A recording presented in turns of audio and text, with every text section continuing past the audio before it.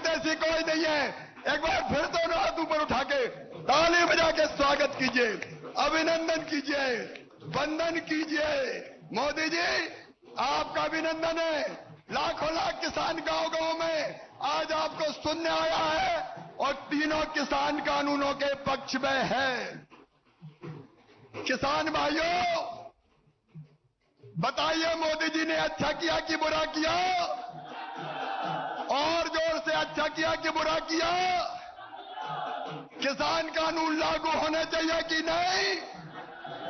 तो आइए मेरे साथ बोलिए, मोदी जी आगे बढ़ो, किसान कानून लागू करो, किसान कानून जारी रखो। मोदी जी जिंदाबाद, नरेंद्र मोदी जिंदाबाद, भारत माता की, नर्मदा मैया की, हर हर नर्मदे। और अब मैं सीधे हमारे हृदय के हार प्रधानमंत्री जो दिन रात हमारी चिंता करते हैं, किसानों की आय दुगना करने का संकल्प जिन्होंने लिया है, श्रीमान नरेंद्र मोदी जी से प्रार्थना करता हूं कि वो आए और मध्य प्रदेश के गांव-गांव में बैठे लाखों लाख किसानों को संबोधित करे।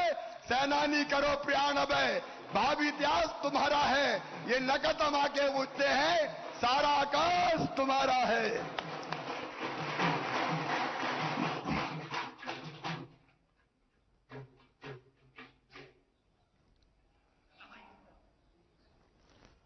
नमस्कार। मध्य प्रदेश के मेहनती किसान भाइयों बहनों को मेरा कोटि कोटि प्रणाम। आज के इस विशेष कार्यक्रम में मध्य प्रदेश के कोने कोने से किसान साथी एकत्र हुए हैं। रायसेन में एक साथ इतने किसान आए हैं। डिजिटल तरीके से भी हजारों किसान भाई बहन हमारे साथ जुड़े हैं। मैं सभी का स्वागत करता हूं।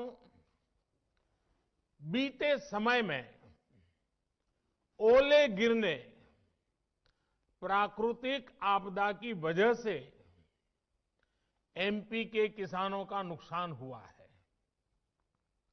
आज इस कार्यक्रम में मध्य प्रदेश के ऐसे 35 लाख किसानों के बैंक खातों में 1600 करोड़ रुपए ट्रांसफर किए जा रहे हैं।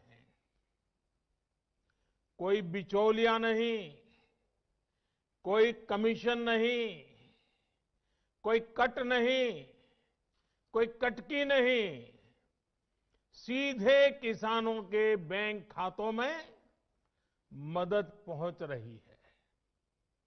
टेक्नोलॉजी के कारण ही ये संभव हुआ है और भारत ने बीते 5-6 वर्षों में जो ये आधुनिक व्यवस्था बनाई है, उसकी आज पूरी दुनिया में चर्चा भी हो रही है और उसमें हमारे देश के युवा टैलेंट का बहुत बड़ा योगदान है।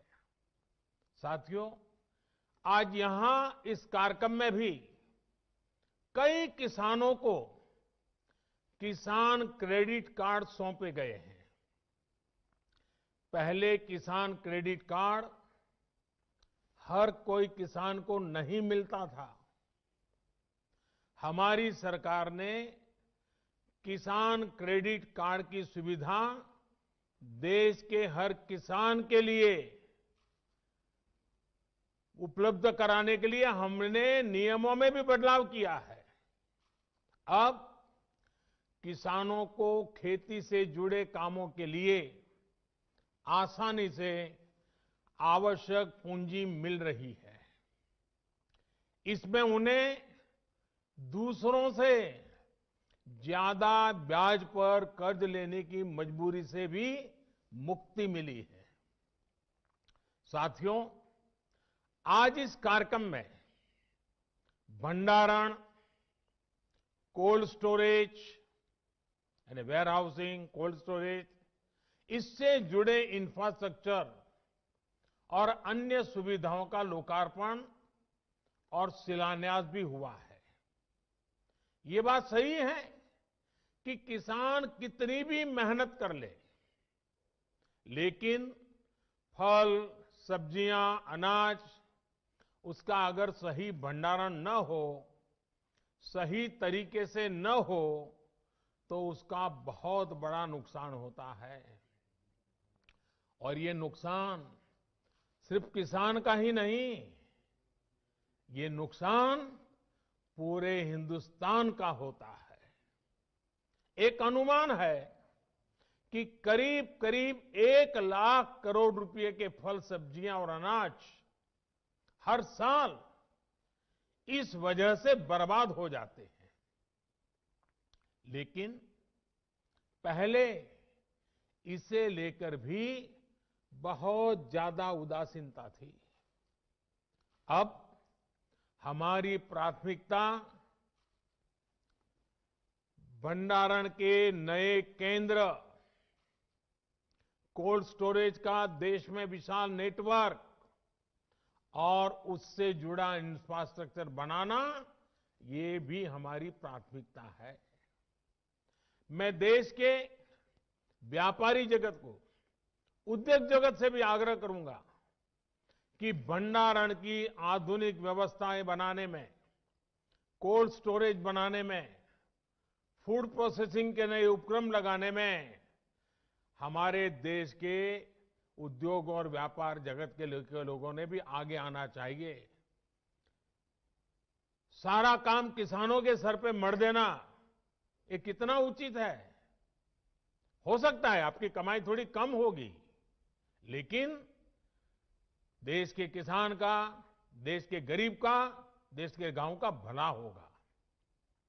साथियों, भारत की कृषि, भारत का किसान अब और पिछड़ेपन में नहीं रह सकता।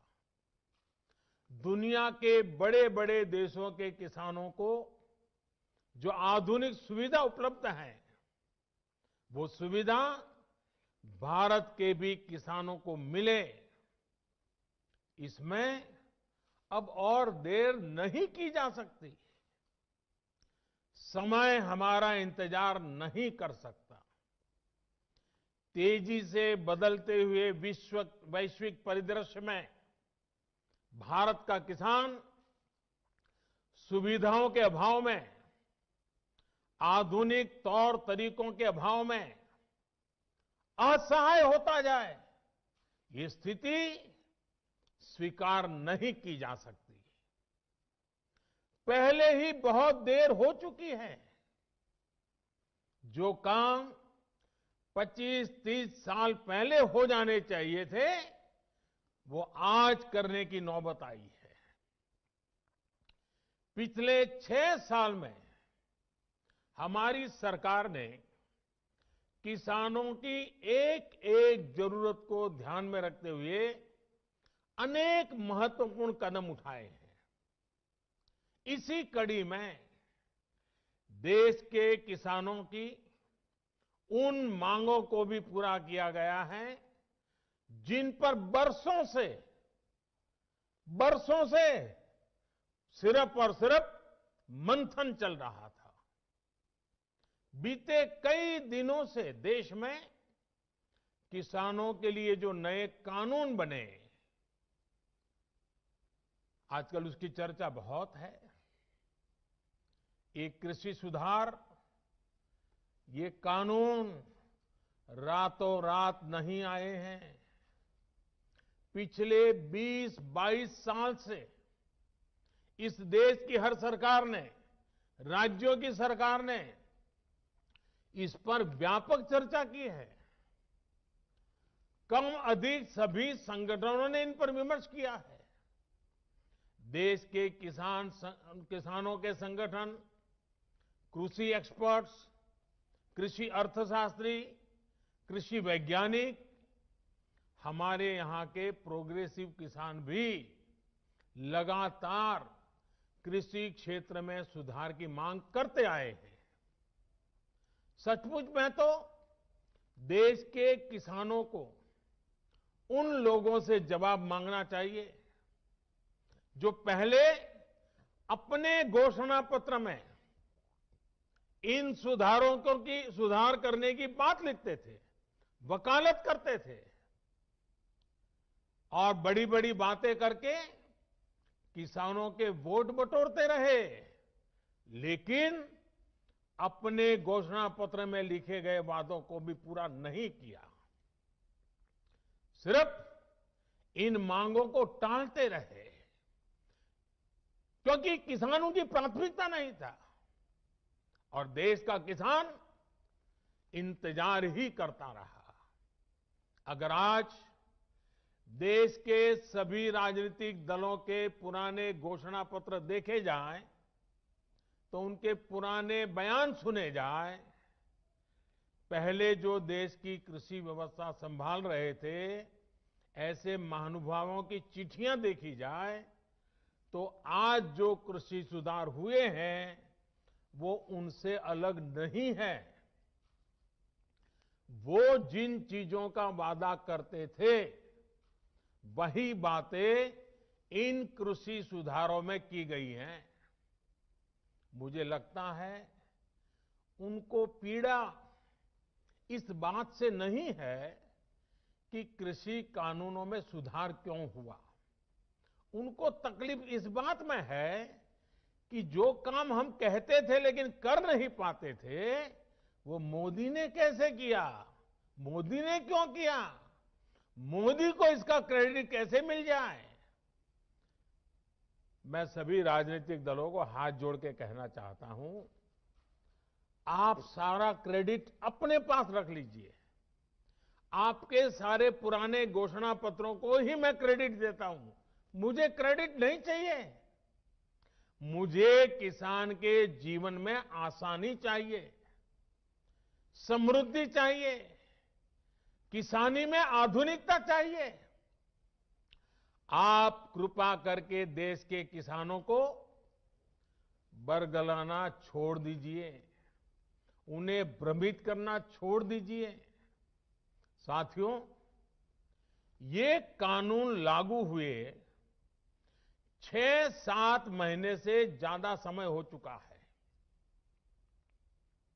लेकिन अब अचानक भ्रम और झूठ का जाल बिछाकर अपनी राजनीतिक जमीन जोतने के खेल खेले जा रहे हैं। किसानों के कंधे पर बंदूक रखकर वार किए जा रहे हैं।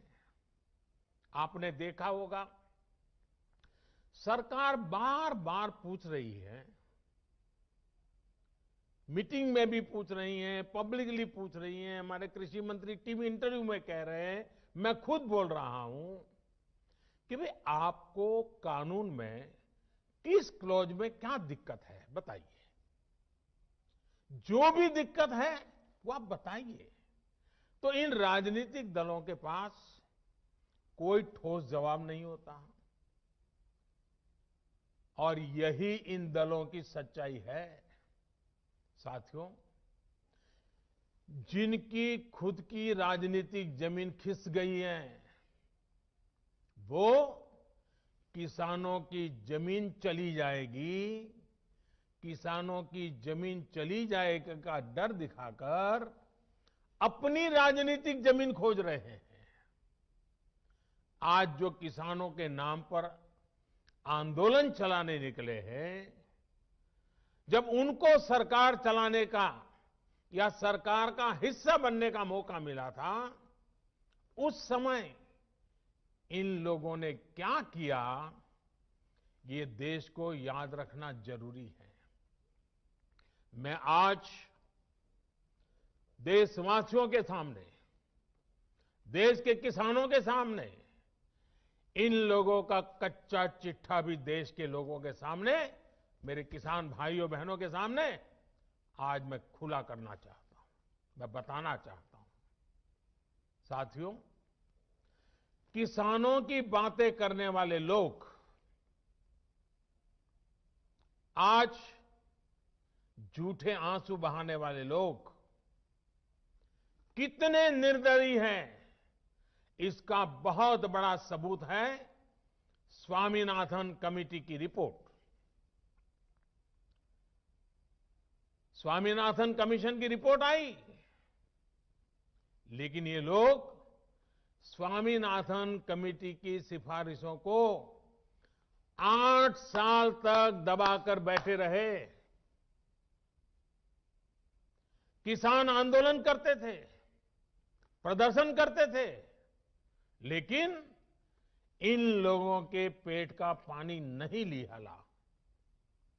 इन लोगों ने यह सुनिश्चित किया कि इनकी सरकार को किसान पर ज्यादा खर्च न करना पड़े, इसलिए इस रिपोर्ट को दबा दो। इनके लिए किसान देश की शान नहीं, इन्होंने अपनी राजनीति बढ़ाने के लिए किसान का समय समय पर इस्तेमाल किया है, जबकि किसानों के लिए संवेदनशील, किसानों के लिए समर्पित हमारी सरकार किसानों को अन्नदाता मानती है। हमने फाइलों के ढेर में फेंक दी गई स्वामीनाथन कमेटी की रिपोर्ट बाहर निकाला और इसकी सिफारिश से लागू की। किसानों को लागत का 1.5 गुना एमएसपी हमने दिया।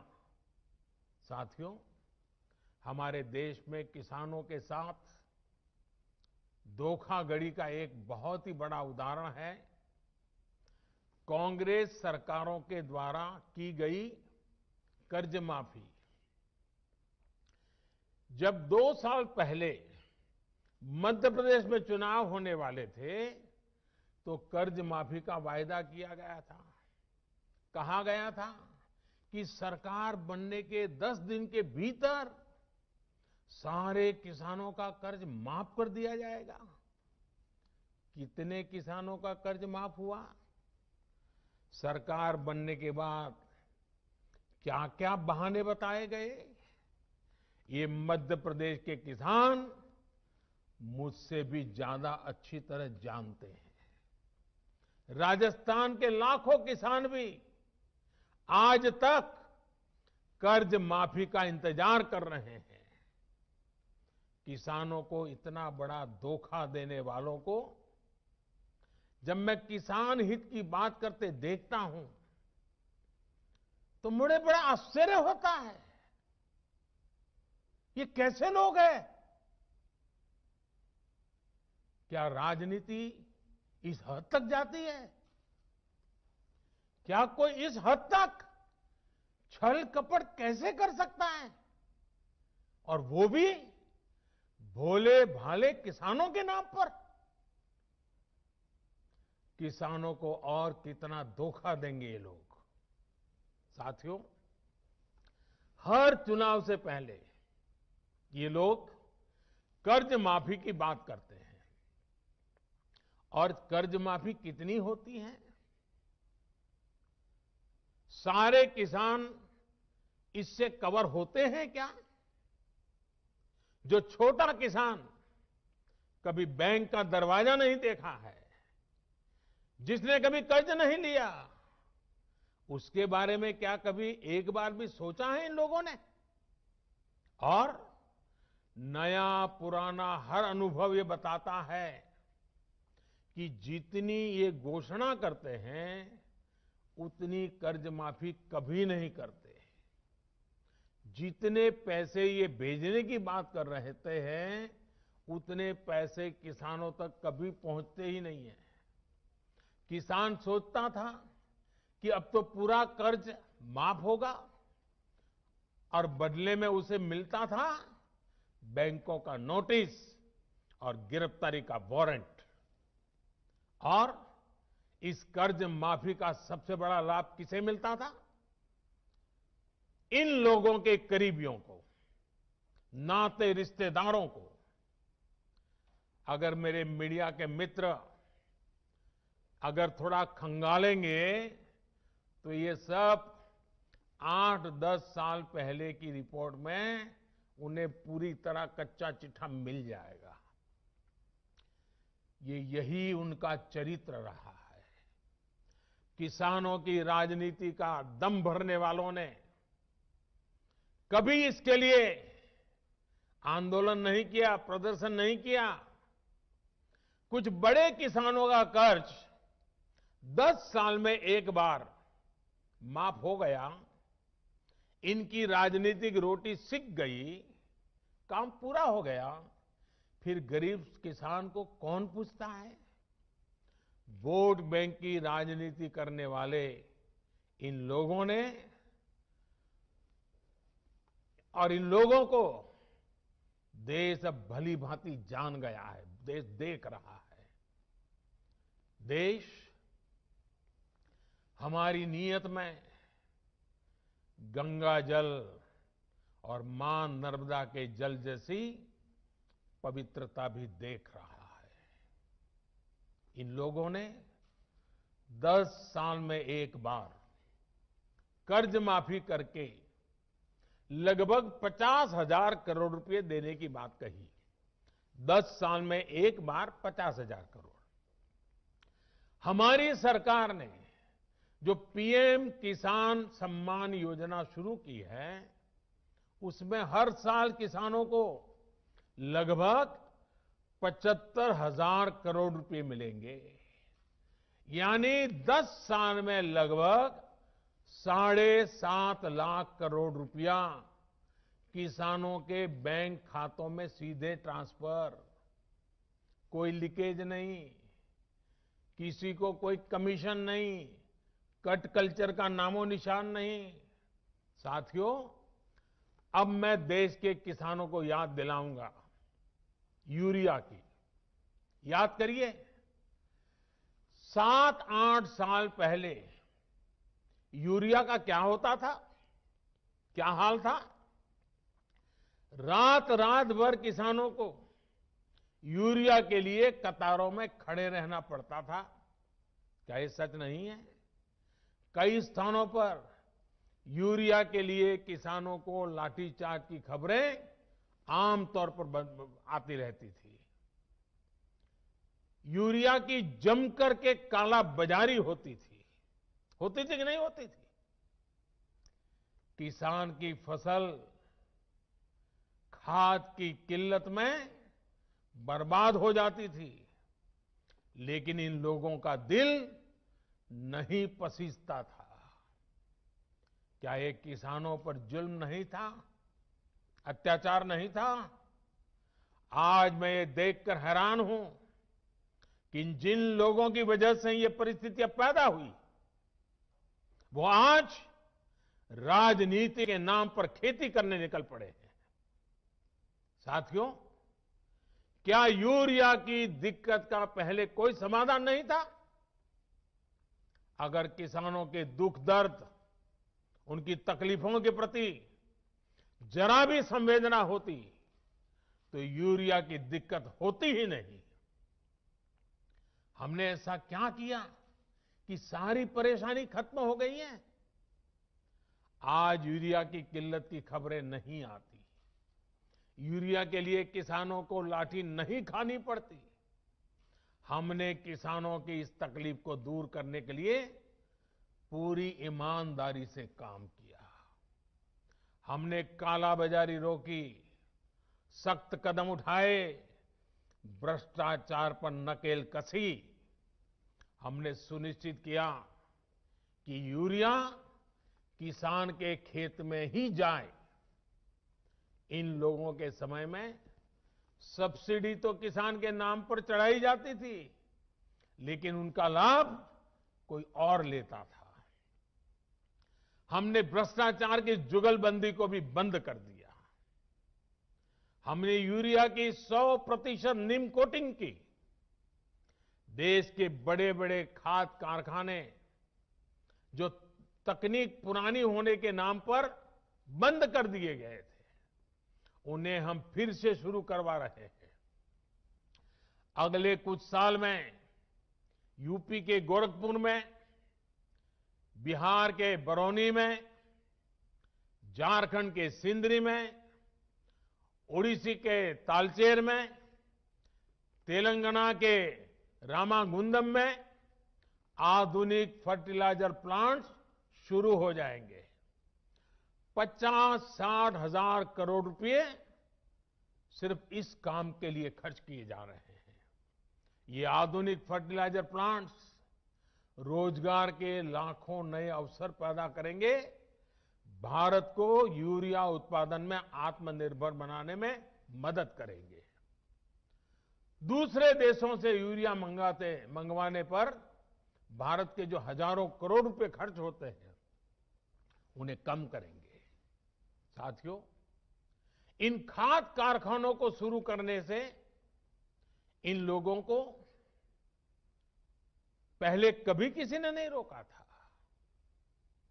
किसी ने मना नहीं किया था, किसी ने नहीं कहा था कि नई टेक्नोलॉजी मत लगाओ, लेकिन ये नीयत नहीं थी, नीति नहीं थी, किसानों के प्रति निष्ठा भी नहीं थी। किसान से झूठे वायदे करने वाले सत्ता में आते रहो, झूठे वादे करते रहो, मलाई खाते रहो, यही इन लोगों का काम रहा है। साथियों, अगर पुरानी सरकारों को चिंता होती तो देश में 100 के करीब बड़े सिंचाई प्रोजेक्ट दशकों तक नहीं लटकते। बांध बनना शुरू हुआ तो 2500 साल तक बन ही रहा है। बांध बन गया तो नहरें नहीं बनी, नहरें बन गई तो नहरों को आपस में जोड़ा नहीं गया, और इसमें भी समय और पैसे दोनों की जमकर के बर्बादी की गई। अब हमारी सरकार हजारों करोड़ रुपए खर्च करके इन सिंचाई परियोजनाओं को मिशन मोड में पूरा करने में जुटी है, ताकि किसान के हर खेत में पानी पहुंचाने की हमारी इच्छा पूरी हो जाए। साथियों, किसानों की इनपुट कॉस्ट कम हो, लागत कम हो, खेती पर होने वाली लागत कम हो, इसके लिए भी सरकार ने निरंतर प्रयास किए हैं। किसानों को सोलर पंप बहुत ही कम कीमत पर देने के लिए देश भर में बहुत बड़ा अभियान चलाया जा रहा है। हम अपने अन्नदाता को ऊर्जा दाता भी बनाने के लिए काम कर रहे हैं। इसके अलावा हमारी सरकार अनाज पैदा करने वाले किसानों के साथ ही मधुमक्खी पालन, पशुपालन और मछली पालन को भी उतना ही बढ़ावा दे रही है। पहले की सरकार के समय देश में शहद का उत्पादन करीब 76,000 मैट्रिक टन, 76,000 मैट्रिक टन होता था। अब देश में 1,20,000 मैट्रिक टन से भी ज्यादा शहद, हनी का उत्पादन हो रहा है। 1,76,000। देश का किसान जितना शहद, मधु पहले की सरकार के समय निर्यात करता था, आज उससे 2 गुना शहद निर्यात कर रहा है। साथियों, एक्सपर्ट कहते हैं कि एग्रीकल्चर में मछली पालन वो सेक्टर है जिसमें कम लागत में सबसे ज्यादा मुनाफा होता है। मछली पालन को बढ़ावा देने के लिए हमारी सरकार ब्लू रिवॉल्यूशन स्कीम चला रही है। कुछ समय पहले ही 20,000 करोड़ रुपए की प्रधानमंत्री मत्स्य संपदा योजना भी शुरू की गई है। इन्हीं प्रयासों का ही नतीजा है कि देश में मछली उत्पादन के पिछले सारे रिकॉर्ड टूट चुके हैं। अब देश अगले 3-4 साल में मछली निर्यात को 1 लाख करोड़ रुपए से ज्यादा करने के लक्ष्य पर काम कर रहा है। भाइयों और बहनों, हमारी सरकार ने जो कदम उठाए, हमारी राज्य सरकारों ने जो कदम उठाए, और आज देख रहे हैं मध्य प्रदेश में किस प्रकार से किसानों की भलाई के लिए काम हो रहे हैं, वो पूरी तरह किसानों को समर्पित है।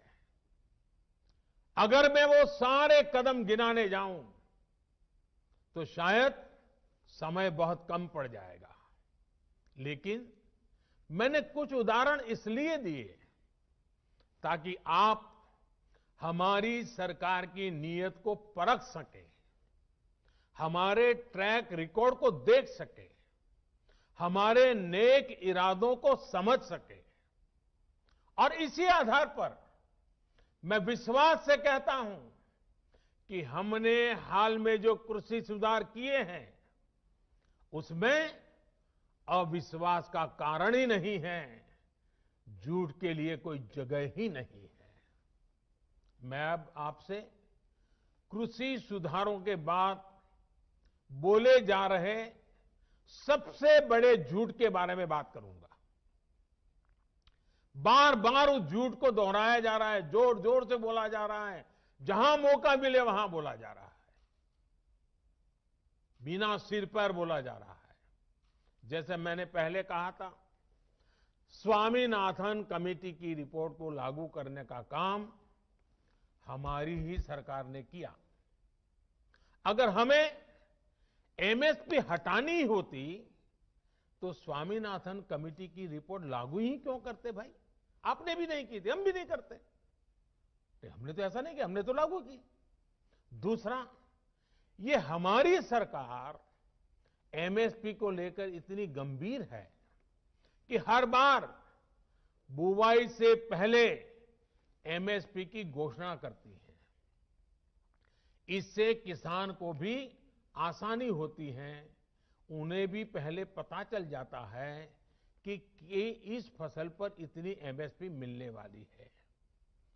वो कुछ बदलाव करना चाहता है तो उसे सुविधा होती है। साथियों, 6 महीने से ज्यादा का समय हो गया जब ये कानून लागू किए गए। ये कानून तो लागू हो चुके थे, 6 महीने पहले हो चुके थे। कानून बनने के बाद भी वैसे ही एमएसपी की घोषणा की गई जैसे पहले की जाती थी। कोरोना महामारी से लड़ाई के दौरान भी ये काम पहले की तरह किया गया। एमएसपी पर खरीदी भी उन्हीं मंडियों में हुई जिनमें कानून बनने से पहले होती थी, कानून बनने के बाद भी वही हुई। अगर कानून लागू होने के बाद भी एमएसपी की घोषणा हुई, एमएसपी पर सरकारी खरीदी हुई, उन्हीं मंडियों में हुई, तो क्या कोई समझदार इस बात को स्वीकार करेगा कि एमएसपी बंद हो जाएगी? और इसलिए मैं कहता हूं, इससे बड़ा कोई झूठ नहीं हो सकता, इससे बड़ा कोई षड्यंत्र नहीं हो सकता। और इसलिए मैं देश के प्रत्येक किसान को ये विश्वास दिलाता हूं कि पहले जैसे एमएसपी दी जाती थी वैसे ही दी जाती रहेगी। एमएसपी न बंद होगी न समाप्त होगी। साथियों, अब मैं आपको जो आंकड़े दे रहा हूं वो दूध का दूध और पानी का पानी कर देंगे। पिछली सरकार के समय गेहूं पर एमएसपी थी 1400 रुपये प्रति क्विंटल। हमारी सरकार प्रति क्विंटल गेहूं पर 1975 रुपये एमएसपी दे रही है। पिछली सरकार के समय धान पर एमएसपी थी 1310 रुपये प्रति क्विंटल। हमारी सरकार प्रति क्विंटल धान पर करीब 1870 रुपये एमएसपी दे रही है। पिछली सरकार में ज्वार पर एमएसपी थी 1520 रुपये प्रति क्विंटल। हमारी सरकार ज्वार पर प्रति क्विंटल 2640 रुपये एमएसपी दे रही है। पिछली सरकार के समय मसूर की दाल पर एमएसपी थी 1950 रुपये। हमारी सरकार प्रति क्विंटल मसूर दाल पर 5100 रुपये एमएसपी दे रही है। पिछली सरकार के समय चने पर एमएसपी थी 3100 रुपये। हमारी सरकार अब चने पर प्रति क्विंटल 5100 रुपये एमएसपी दे रही है। पिछली सरकार के समय तूर दाल पर एमएसपी थी 4300 रुपये प्रति क्विंटल। हमारी सरकार तूर दाल पर प्रति क्विंटल 6000 रुपये एमएसपी दे रही है। पिछली सरकार के समय मूंग दाल पर एमएसपी थी 4500 रुपये प्रति क्विंटल। हमारी सरकार मूंग दाल पर करीब 7200 रुपये 7200 रुपये एमएसपी दे रही है। साथियों, ये इस बात का सबूत है कि हमारी सरकार एमएसपी समय समय पर बढ़ाने को कितनी तवज्जो देती है, कितनी गंभीरता दे देती है। एमएसपी बढ़ाने के साथ ही सरकार का जोर इस बात पर भी रहा है कि ज्यादा से ज्यादा अनाज की खरीदारी एमएसपी पर की जाए। पिछली सरकार ने अपने 5 साल में किसानों से लगभग 1700 लाख मैट्रिक टन धान खरीदा था। ये आंकड़े याद रखना। हमारी सरकार ने अपने 5 साल में 3000 लाख मैट्रिक टन धान किसानों से एमएसपी में खरीदा, करीब करीब डबल। पिछली सरकार ने अपने 5 साल में करीब 3.25 लाख मैट्रिक टन तिलहन खरीदा था। हमारी सरकार ने अपने 5 साल में 56 लाख मैट्रिक टन से ज्यादा एमएसपी पर खरीदा है। अब सोचिए, कहां 3.25 लाख और कहां 56 लाख। यानी हमारी सरकार ने न सिर्फ एमएसपी में वृद्धि की, बल्कि ज्यादा मात्रा में किसानों से उनकी उपज को एमएसपी पर खरीदा है। इसका सबसे बड़ा लाभ यह हुआ है कि किसानों के खाते में पहले के मुकाबले कहीं ज्यादा पैसा पहुंचा है। पिछली सरकार के 5 साल में किसानों को धान और गेहूं की एमएसपी पर खरीदने के बदले में 3,74,000 करोड़ रुपए मिले थे। हमारी सरकार ने इतने ही साल में गेहूं और धान की खरीद करने किसानों को 8 लाख करोड़ रुपए से ज्यादा दिए हैं। साथियों, राजनीति के लिए किसानों का उपयोग करने वाले लोगों ने किसान के साथ क्या बर्ताव किया, इसका एक और उदाहरण है दलहन की खेती। 2014 के समय को याद कीजिए, किस प्रकार देश में दालों का संकट था। देश में मचे हाहाकार के बीच दाल विदेशों से मंगाई जाती थी। हर रसोई का खर्च दाल की बढ़ती कीमतों के साथ बढ़ रहा था। जिस देश में दुनिया में सबसे ज्यादा दाल की खपत है, उस देश में दाल पैदा करने वाले किसानों को तबाह करने में इन लोगों ने कोई कसर नहीं रखी थी। किसान परेशान था और वो मौज ले रहे थे। जो दूसरे देशों से दाल मंगवाने के काम में उनको मजा आता था। ये बात मैं मानता हूं कि कभी कभार प्राकृतिक आपदा आ जाए, अचानक कोई संकट आ जाए, तो विदेश से दाल मंगवाई जा सकती है। देश के नागरिकों को भूखा नहीं रखा सकता। लेकिन हमेशा ऐसा क्यों हो? साथियों, ये लोग दाल पर ज्यादा एमएसपी भी नहीं देते थे और उसकी खरीद भी नहीं करते थे। हालत ये थी कि 2014 से पहले के 5 साल, उनके 5 साल, उन्होंने सिर्फ 1.5 लाख मैट्रिक टन दाल ही किसानों से खरीदी। 1.5 लाख मैट्रिक टन, ये आंकड़ा याद रखिए भाइयों बहनों, सिर्फ 1.5 लाख मैट्रिक टन दाल खरीदी। जब 2014 में हमारी सरकार आई तो हमने नीति भी बदली और बड़े निर्णय भी लिए। हमने किसानों को भी दाल की पैदावार के लिए प्रोत्साहित किया। भाइयों और बहनों, हमारी सरकार ने किसानों से पहले की तुलना में 112 लाख मैट्रिक टन, मैं दोबारा बोलता हूं, 112 लाख मैट्रिक टन दाल एमएसपी पर खरीदी। सोचिए, 1.5 लाख उनके जमाने में, वहां से हम सीधे ले गए 112 लाख मैट्रिक टन। उन लोगों ने अपने 5 सालों में दाल किसानों को, दाल पैदा करने वाले किसानों को कितना रुपया दिया? 650 करोड़ रुपए। हमारी सरकार ने क्या किया? हमने करीब करीब 50,000 करोड़ रुपए दाल पैदा करने वाले किसानों को दिया। कहां 600 करोड़, कहां 50,000 करोड़। आज दाल के किसान को भी ज्यादा पैसा मिल रहा है, दाल की कीमतें भी कम हुई हैं, जिससे गरीब को सीधा फायदा हुआ है। जो लोग किसानों को न एमएसपी दे सके, न एमएसपी पर ढंग से खरीद सके, वो एमएसपी पर किसानों को गुमराह कर रहे हैं। साथियों, कृषि सुधारों से जुड़ा एक और झूठ फैलाया जा रहा है, एपीएमसी यानी हमारी मंडियों को लेकर के। हमने कानून में क्या किया है?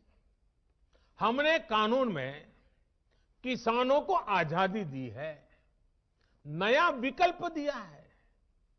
अगर देश में किसी को साबुन बेचना हो तो सरकार ये तय नहीं करती कि सिर्फ इसी दुकान पर बेच सकते हो। अगर किसी को स्कूटर बेचना हो तो सरकार ये तय नहीं करती कि सिर्फ इसी डीलर को बेच सकते हो। लेकिन पिछले 70 साल से सरकार किसानों को ये जरूर बताती रही है कि आप सिर्फ इसी मंडी में अपना अनाज बेच सकते हो। मंडी के अलावा किसान चाहकर भी अपनी फसल कहीं और नहीं बेच सकता था। नए कानून में हमने सिर्फ इतना कहा है कि किसान अगर उसको फायदा नजर आता है तो पहले की तरह जाके मंडी में बेचे, और बाहर उसको फायदा होता है तो मंडी के बाहर जाने का उसको हक मिलना चाहिए, उसकी मर्जी को। क्या लोकतंत्र में मेरे किसान भाई को इतना हक नहीं हो सकता है? अब जहां किसान को लाभ मिलेगा वहां वो अपनी उपज बेचेगा। मंडी भी चालू है, मंडी में भी आकर के बेच सकता है। जो पहले था वो भी कर सकता है, किसान की मर्जी पर करेगा।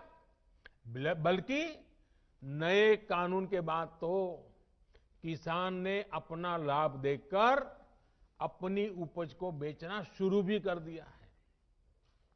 हाल ही में एक जगह पर धान पैदा करने वाले किसानों ने मिलकर एक चावल कंपनी के साथ समझौता किया है।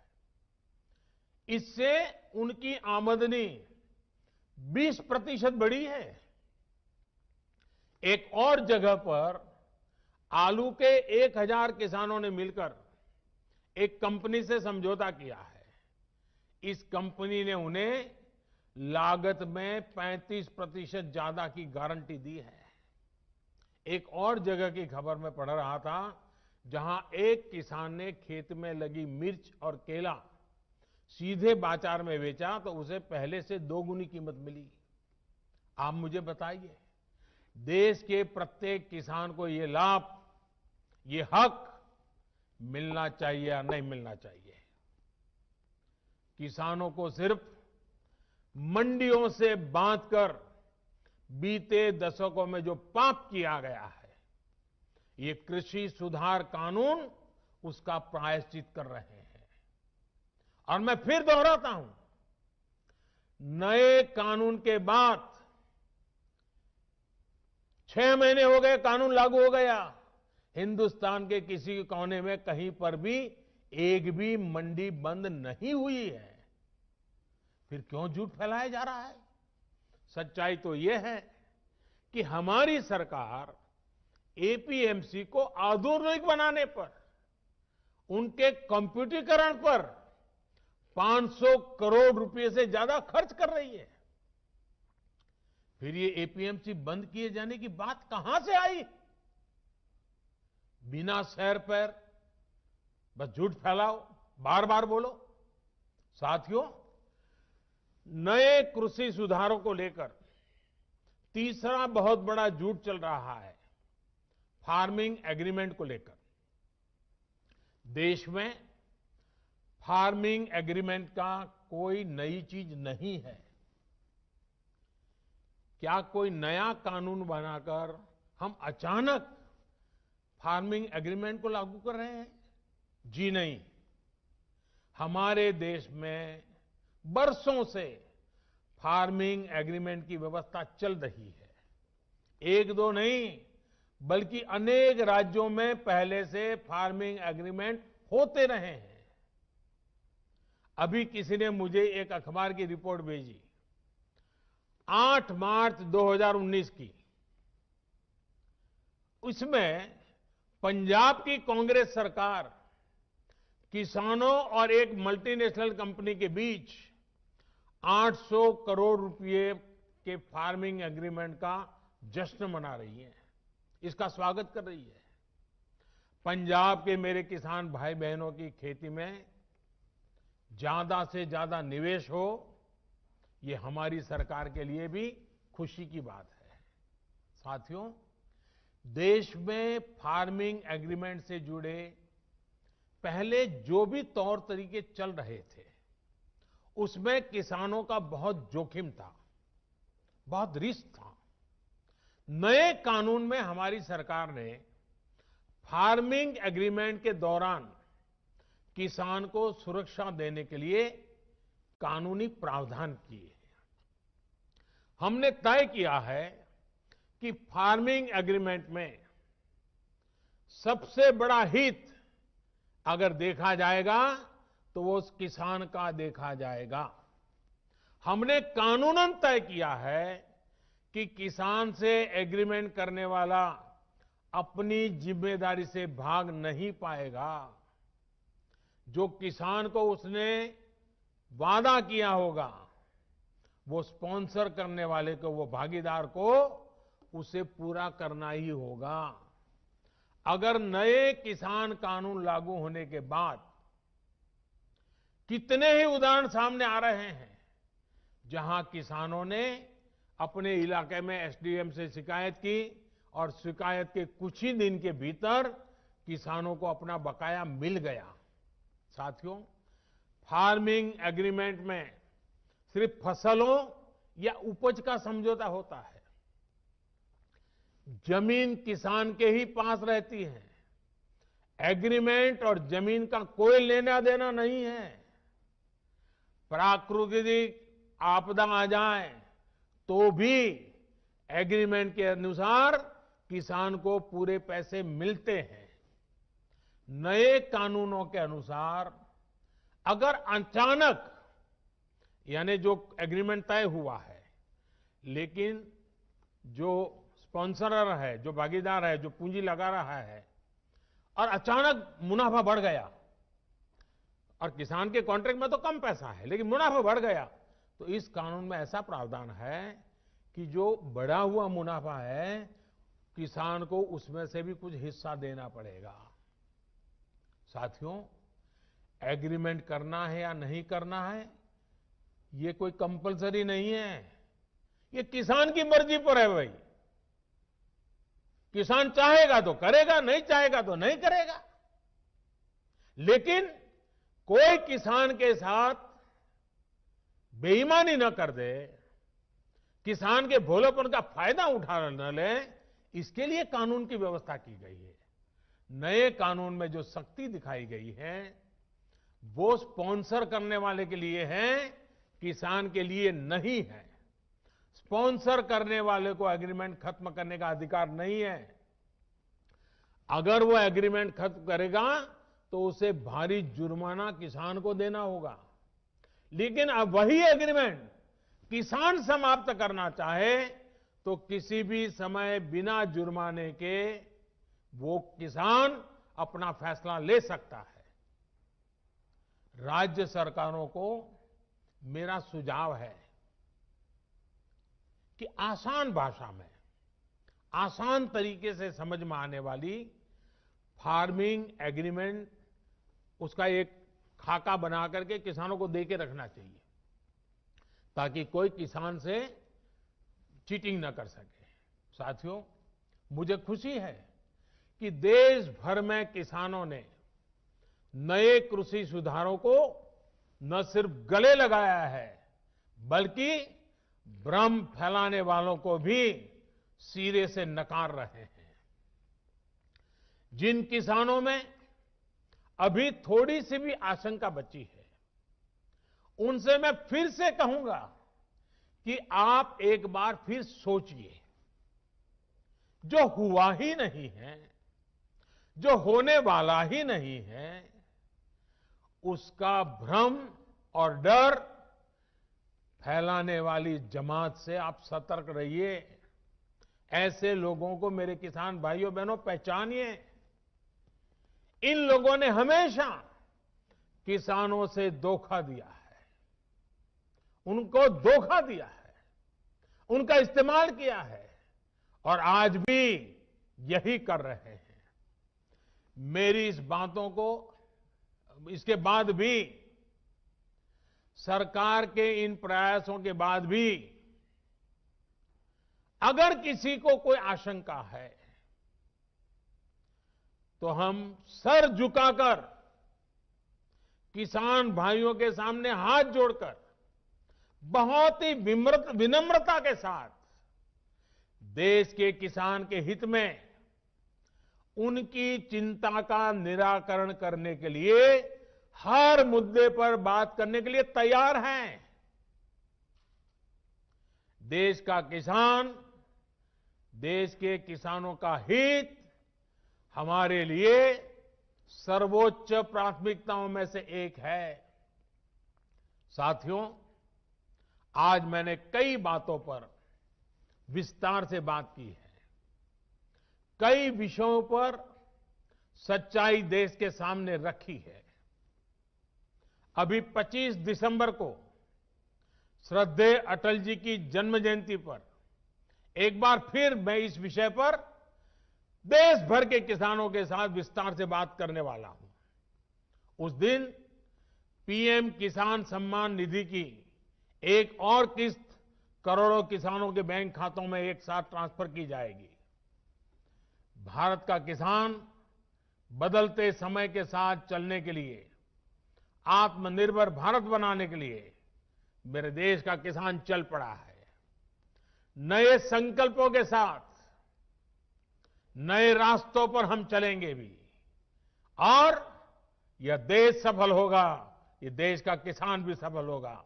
इसी विश्वास के साथ मैं फिर एक बार मध्य प्रदेश सरकार का अभिनंदन करते हुए आज मध्य प्रदेश के लाखों लाखों किसानों के साथ मुझे अपनी बातें बताने का मौका मिला, इसके लिए सबका आभार व्यक्त करते हुए मैं फिर एक बार आप सबको बहुत बहुत शुभकामनाएं देता हूं। बहुत बहुत धन्यवाद।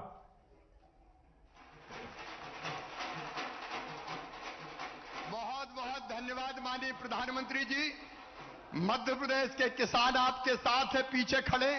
देश का किसान आपके साथ है और मैं आभार व्यक्त करता हूं आज लाखों लाख किसानों को गांव-गांव में, ब्लॉक मुख्यालयों पे, जिला मुख्यालयों पे और मंडी में आपने संबोधित किया है। और जो जाए वहीं से खड़े होके दोनों हाथ ऊपर उठा के तालियां बजा के नरेंद्र मोदी जी का अभिनंदन कीजिए, स्वागत कीजिए, वंदन कीजिए। हम आपके साथ खड़े